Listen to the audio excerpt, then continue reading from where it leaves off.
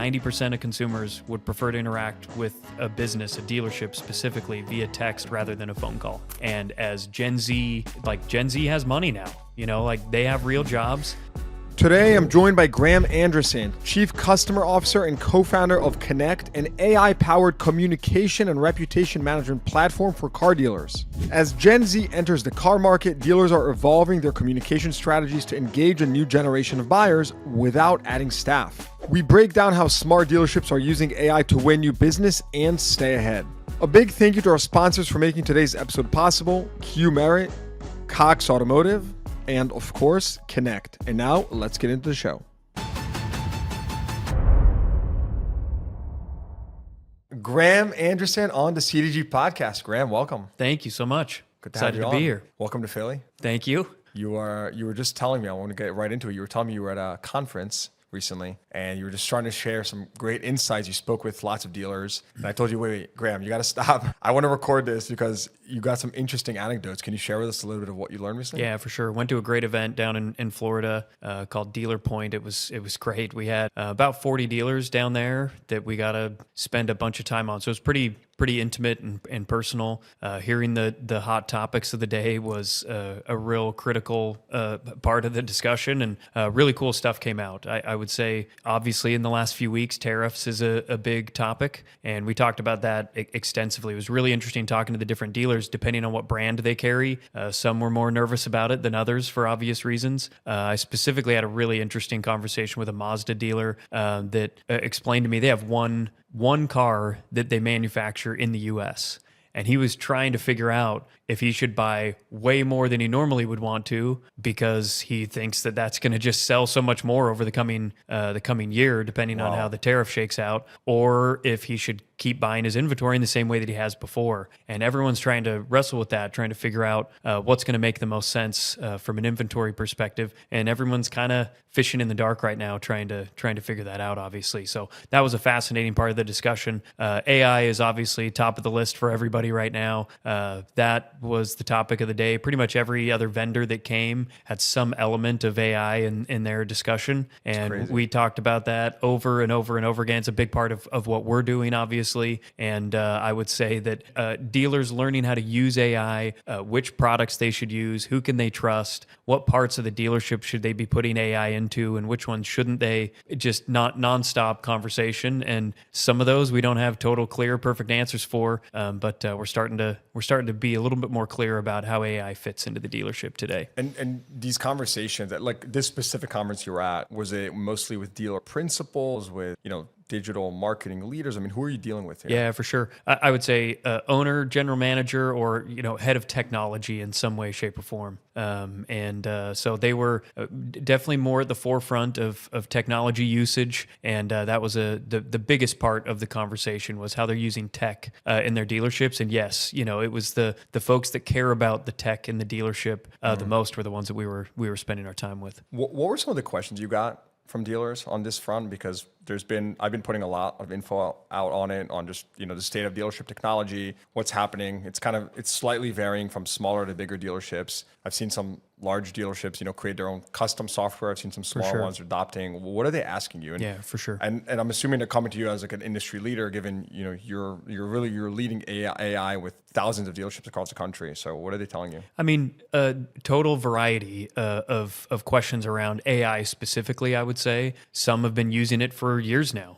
and we're the first ones to, pipe it into their dealership in some way, shape, or form. Some have barely adopted it or just starting to. Almost all of them are still trying to figure out where it fits in best and which products they can trust. There's not a AI solution out there right now that has been out there for 12 years, helping accomplish some critical task totally powered by AI, even though there have been AI elements for the last few years, but it truly is the last few years. So I think a lot of what dealers are trying to figure out is who can they trust? How good really is the AI, and how good is it depending on what is being promised to them? Can it handle voice conversation? Can it handle text conversation? Can it fill out the DMS without anyone having to touch it? Can it, schedule appointments? Can it design buyer behavior? There's a lot of promises out there right now that AI can cook your breakfast and make magic all at the same time. And I think that's one of the hardest parts that dealers are being faced with, is they're trying to decide, what's really going to work, what really matters, and who's maybe telling the truth is another big part of that conversation. So Graham, take us a couple steps back, right? Because I think it's important to start with your story. One thing I found very interesting about your company is that you've been around for almost a decade, or is it more than a decade? Yeah, eight years. 8 years, which is impressive to say the least, because you've been focused on auto, and you don't do any other industries other than auto, which I'm going to want to pressure test out. Yeah, but sure. Before we get to that, can you just tell us a little bit about your journey? How'd you get here? Yeah, sure. So I'm an entrepreneur. Been starting and creating companies for a long time now, primarily in the software space. 8 years ago, we got together and decided that we were going to make software for dealerships. My partner, who's the co-founder in the business, who's our CEO, he ran a group of boat dealerships in the late 2000s, and that drove a lot of where we were looking when it came to the product that we wanted to develop. And so we made a product specifically for dealerships that we've been selling now for 8 years. And we're wholly dedicated to the dealership space. So I have multiple sales teams right now. They only sell to dealerships. We've picked up a few other industries along the way as people kind of find out about what we do, and it's a weird fit. But we primarily sell to auto dealers and other dealerships all across the U.S. and Canada. And so what are you really doing in the market today? And I know you're doing a lot, but kind of give us a little overview of just what you're doing in the dealership space and what problems you're solving. Yeah, for sure. So, when you first start a business, you think what your end user needs, and you set out to build something based on your own idea. And then we got into the middle of all these dealerships and found out what they really needed. And that continues to be the case today. The basis of our platform from the beginning has been text messaging and reputation management. Now, those are two kind of big, giant, broad topics. And so we do a variety of things within texting and reputation management. Now, we've taken those two kind of core elements of our core platform and now have AI, spliced all throughout the whole thing. So we've got AI that's driving communication to the customer, AI that's driving how you run your reputation online, and that's become the core of our platform now. Is we're truly an AI platform that communicates with customers, and more importantly, our whole goal is to make the dealership money. We want them to have great ROI, to grow sales, to grow service. Yeah. And we believe our tools are helping them to accomplish that. Wait, can we take a step back? I use the reputation management platform at my dealership. So I remember discovering this, by the way.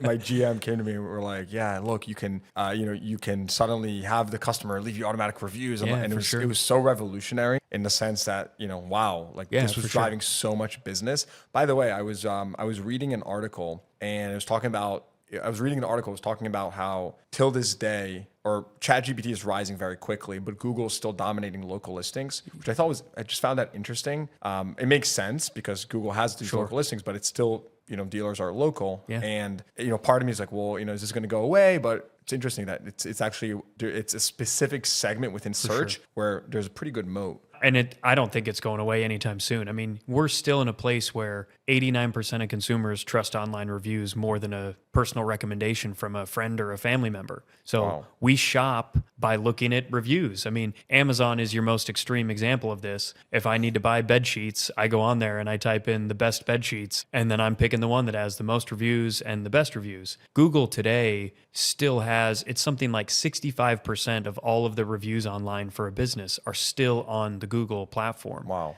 The Google My Business page gets 5 times more views than your website. That's one of the biggest things that's changed. Is if you went to a digital marketing conference for a dealership 20 years ago, they're up there telling you you've got to develop this website. Your website's got to be amazing. It's the most critical part of selling, and it's still important, and you should have a great website. But if you don't have great reviews and you don't have a clean Google My Business page, you are going to be losing business. And Google makes you more available to the public if you are actively managing that part of your business and you're regularly getting good reviews that have good content in it.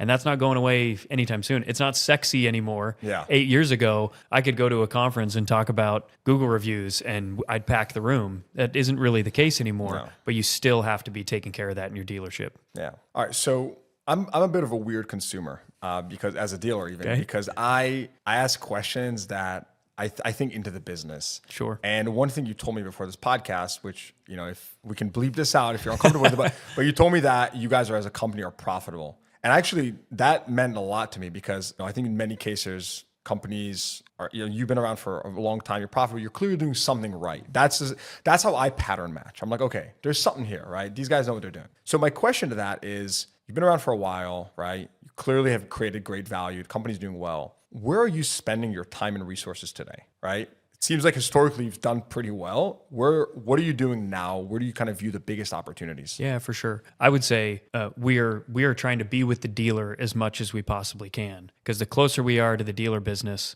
the more we know what they need and what we should be spending our time on. So I'm trying to be out in the forefront as much as I can in a dealership, talking to them about what they're doing and how they're running their operations and what we can do to better develop the products that they need to be more successful there. I will say in the technology business, we are nervous every single day that we're not developing that fast enough. And we are constantly talking about what do we need to build next? What do we need to build next? Because it's not easy to spin up technology if you're not staying out ahead. It's very easy to fall behind. And the more we can hear from the dealer what they need, and we can immediately go over and build it rather than trying to over-test and over-guess and talk about it too much. We're trying to get in the lab and build product as much as we possibly can. Okay, and what is that product today? Yeah, so our core of what we're selling today is a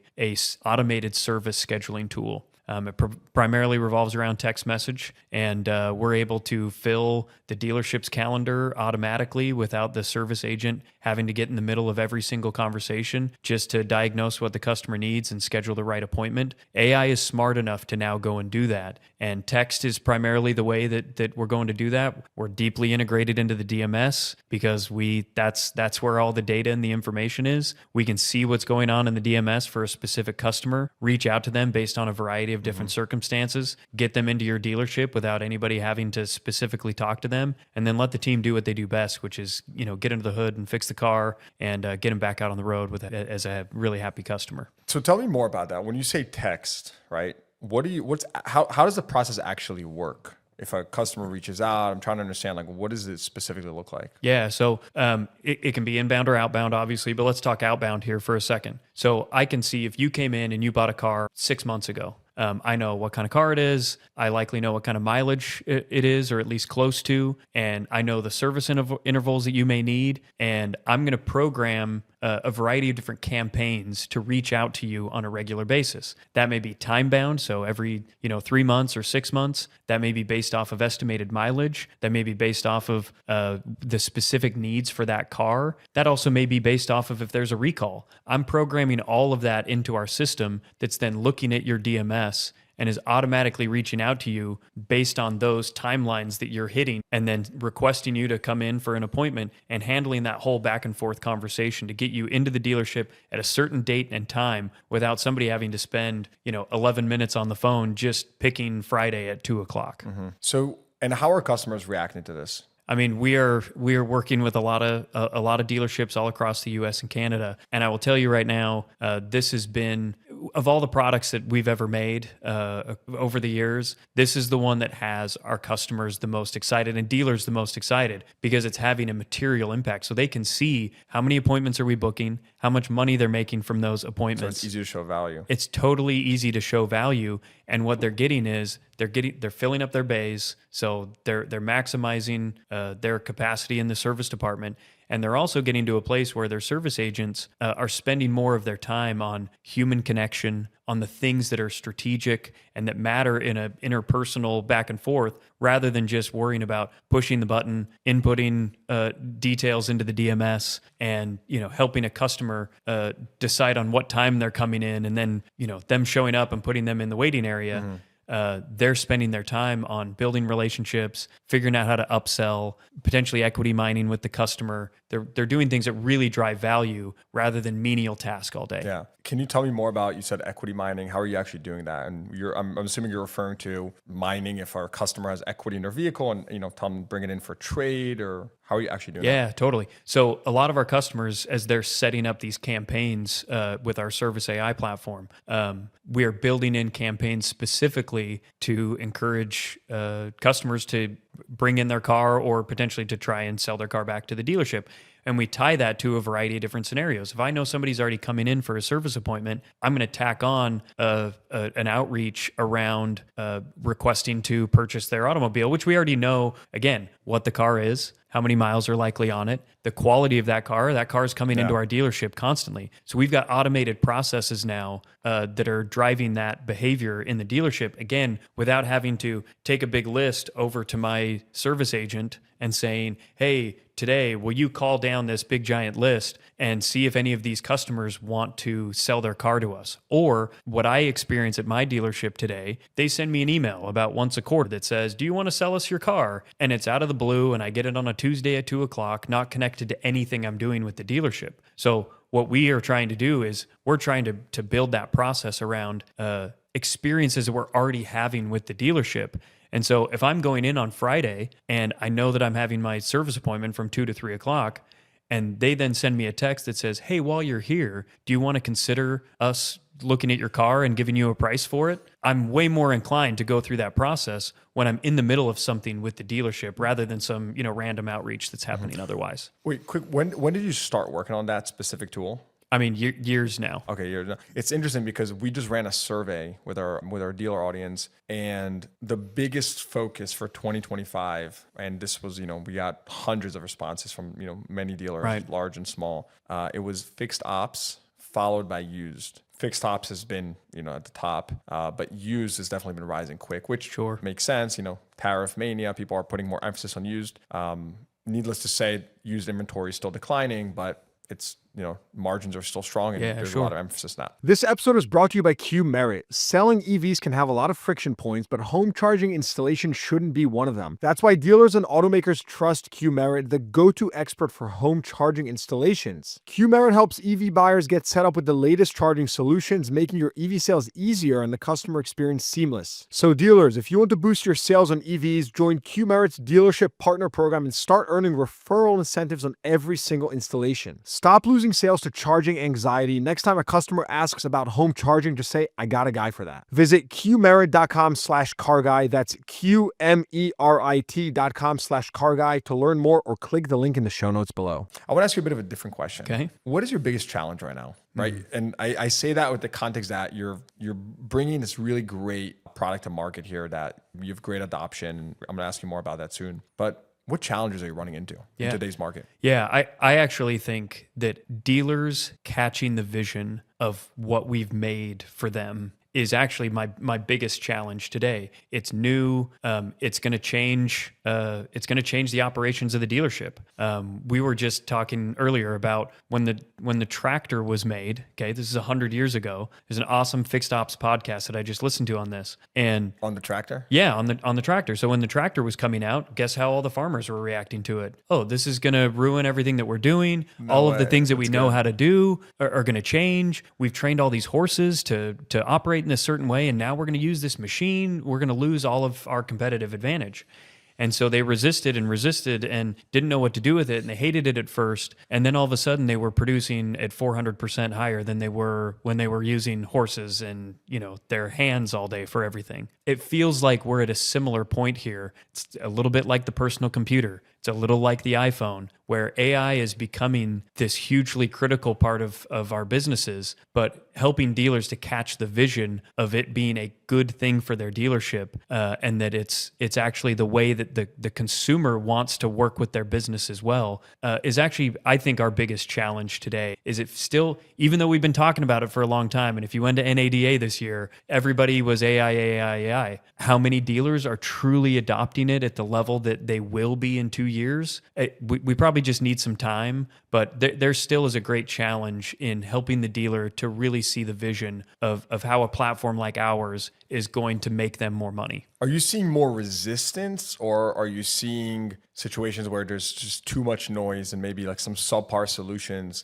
that our dealers are, my dad used to say this line, which I love, and I'm butchering it right now, but it was like, if you get burned by the hot water, you're scared to touch the cold water. Yeah, sure. Right? Is it resistance, or are there, are dealers being bombarded with, many wrong things? And there's many great things in the market, I want to be clear, but there's also things that are not as great. And then they're kind of more hesitant. Totally. What are you seeing? I think it's way more the latter. I think people they get on, we start talking about it. And even I just did this in the last, couple of weeks. Great dealership. They've got a Honda store and a Subaru store. He has 80 pieces of technology that he runs in his dealership. So you can imagine how many tech solutions he is meshing together to make the whole machine operate, from marketing to sales to parts to service to, F&I, everything that's going on in there. And he loved what we were showing him and totally caught the vision and appreciated what it was. However, figuring out how to take it and fit it inside of all of the systems that he currently has is not an easy task to sort out. Oh, so I've got my DMS over here. I'm using a Reynolds product, but then I also have Xtime and they do these automated things. But then I'm using this text-to-drive product over here that's doing text messaging, but then I have my reputation platform over here. And how do all of these things fit together? We're really creating a new market. This AI automated service scheduling that we're specifically doing is really a new category that hasn't existed, and that's going to take some time with education for the dealers before they're going to truly embrace it. Yeah. So you mentioned that it's difficult to really get dealers to understand what you're doing, or maybe not understand is not the right word, but to kind of break through the noise, because there's so much being thrown at them, right? Which is understandable. One of the conversations you and I had as well is,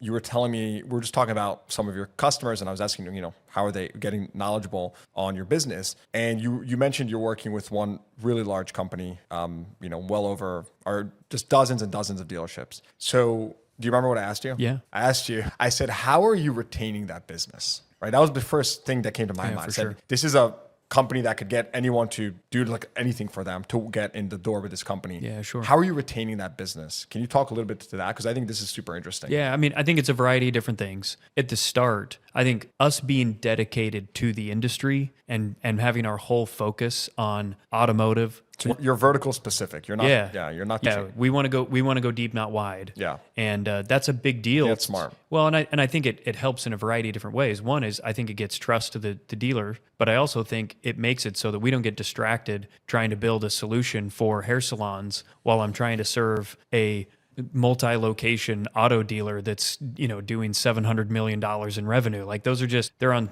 different planets from each other. I should launch hair salon guy. I've been asked. I've been asked about like launching. I do think it would be a great fit horizontal, for and I said I'm not going horizontal. We are in cars. I love RVs, but I'm not going to do RV. Yeah, guys. sure. Sorry to burst your bubble. Yeah, but I think that's part one of that, is truly knowing the industry and being deep and deeply integrated into it, connected to all the systems that they use. I think that's critical. The other critical part, though, is listening. If you're not listening to your dealers, and this specific group that we work with, we are meeting with them constantly. And every time we meet with them, we are asking, what else do you need? What else do you need? What else do you need? And sure, we occasionally will build some custom solutions for the right opportunity that's in front of us. But even if it's not specifically custom to them, a lot of times they want something that will then impact other dealers as well. And we want to constantly respond to that and make sure that we're building specific solutions that are going to impact not that dealer specifically, but others. Is there like any sneak peek into the future that from these conversations you're having, or from some of your large clients who are asking for specific things right now? Is there anything that,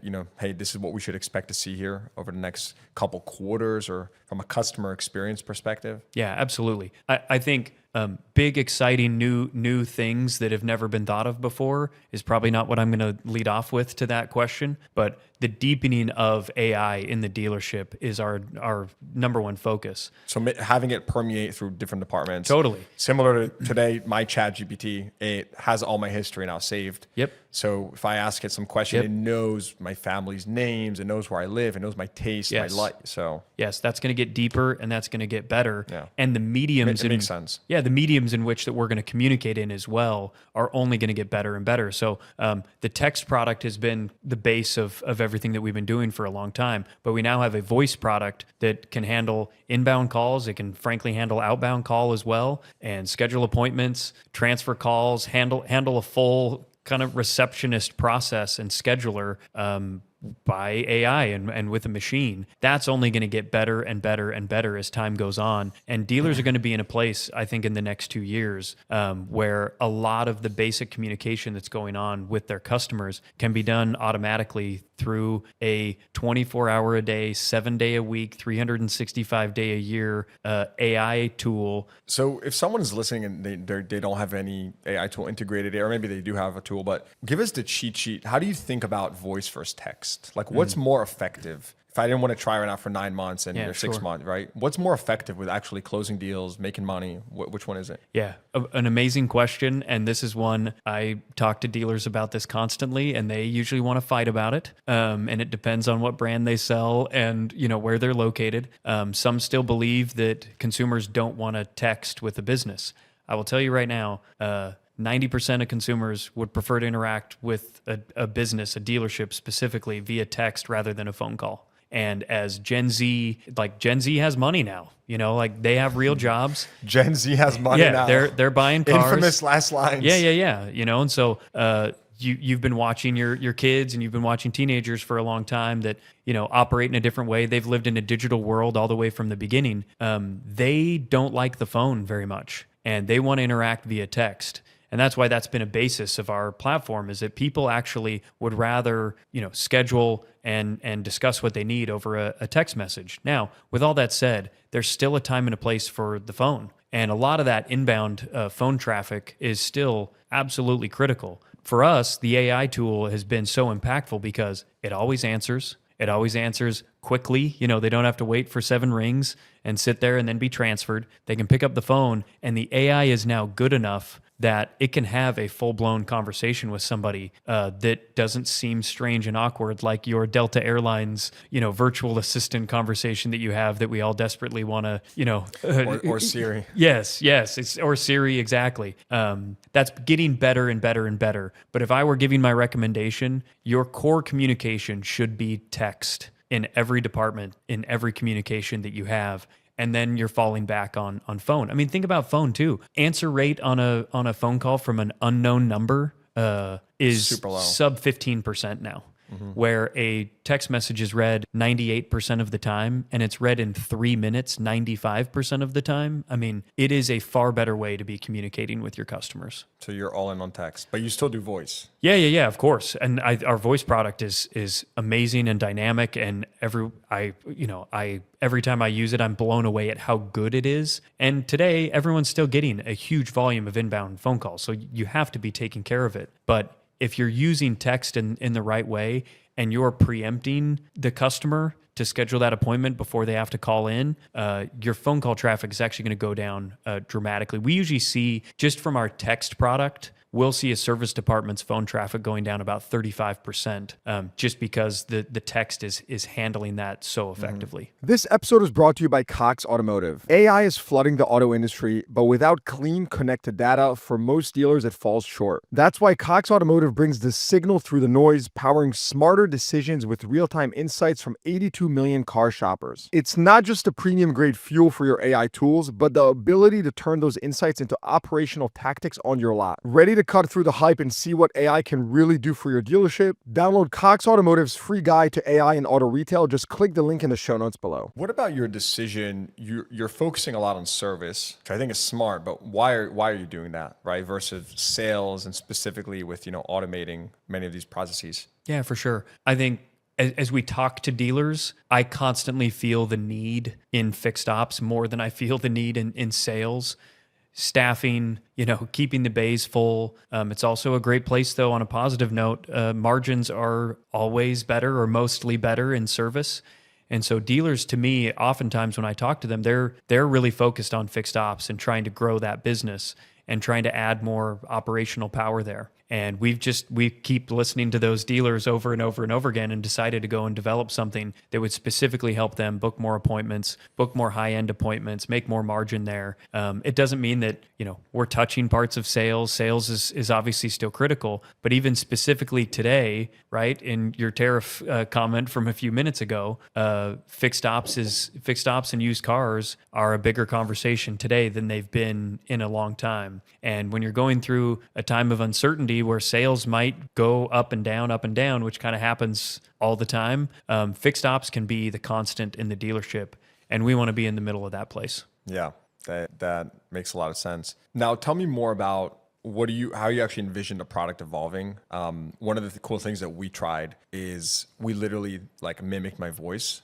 and we were just playing around with it, trying to do some short form clips. I didn't love it personally. We tried it. We literally just tested a couple videos. It didn't feel natural, but the capability was just amazing. Right. Is this something that you could see in a dealership? I'm trying to think 3 layers down. Are we going will it just be where you hear the service advisor's voice that know? I mean, do you see a world like that? Yeah, there's a lot of stuff out there that is going to get really, really interesting. Even today, our voice product is already pretty dynamic. If somebody starts speaking Spanish to it, it immediately moves over to Spanish.